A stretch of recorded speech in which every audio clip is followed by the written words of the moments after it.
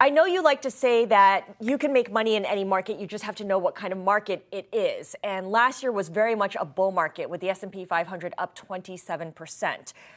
Given the inflation picture we just outlined, what kind of market is this year going to be? Yeah, so it's a great question, Scarlett. I think one of the things that the fallback as you look back here the last few years, you've noticed we've been in a bull market because we have a Federal Reserve, which is obviously pumping a ton of liquidity into the system due to the effects of COVID. And today, we're starting to see a different dynamic formulate, right? Where we're starting to see the Fed pull back on liquidity, inflation running hot, and thus, what does the go forward market look like? So to me, and with Livermore, we're looking at situations in which inflation is our friend and not our enemy, and our focus is on commodities. So we think there's a bullish trend, obviously, to certain sectors of the market, but the overall market may find that they run to a bit of a wall going forward in terms of valuation. Okay, so let's get into commodities in a little bit, but I want to follow up on that idea about the rest of the market maybe hitting a bit of a wall, because by and large, consumers in general are doing fairly well, right? They have jobs, they have houses that are worth more and more every month, but confidence is starting to wane as inflation persists.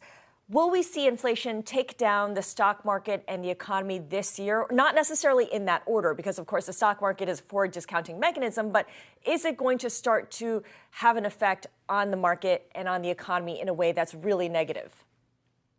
That's to be determined, I would say. I think a lot of this will depend on Fed policy.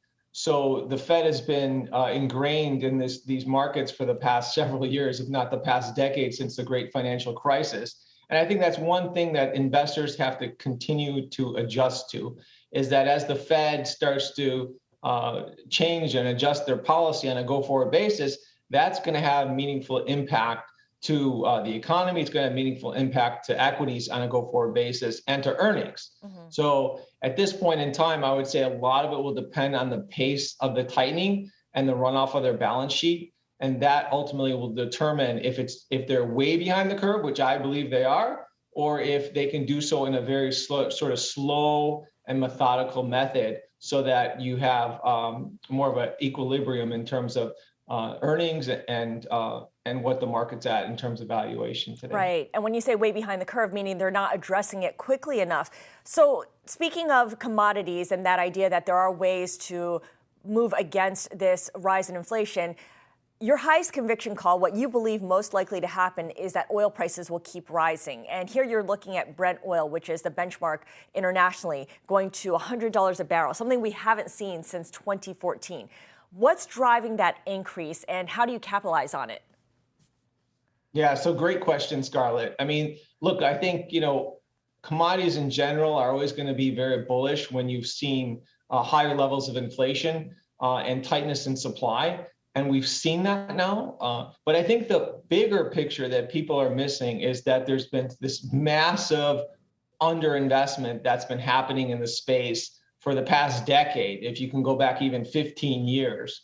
So for that time period, we've seen that oil in general, given all the ESG initiatives and green initiatives, has been pulling back on CapEx. We've seen banks actually literally pull out of lending to oil companies in the past decade. Same thing with mines. We haven't seen new mines being built in a number of years, if not decades at this point. So we're not finding a lot of the things that we need, whether it be for the current economy or even when we talk about the green initiative on a go-forward basis. Things like cobalt, things like nickel, things like copper.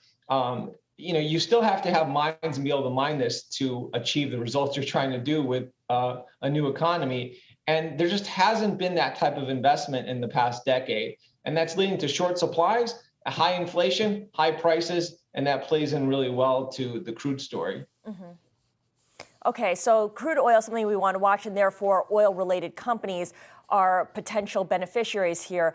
Of course, when we talk about commodities, I always think of gold and how it could be a hedge against inflation if you buy that narrative. Does gold look to be a better hedge against inflation, or could Bitcoin serve that role now?